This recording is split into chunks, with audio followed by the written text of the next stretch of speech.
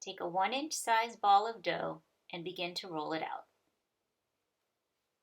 Keep rolling, making sure it is even everywhere, and roll until you have a 3 to 4 inch diameter circle.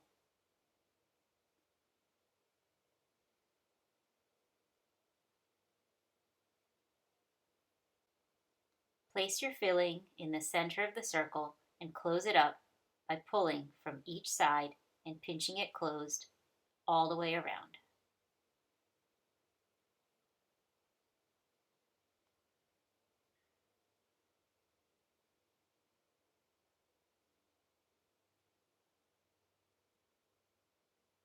Be sure it is completely sealed.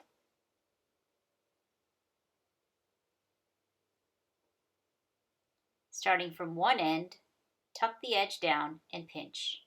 Then use your thumb to fold and pinch all the way around the circle to create a decorative finish.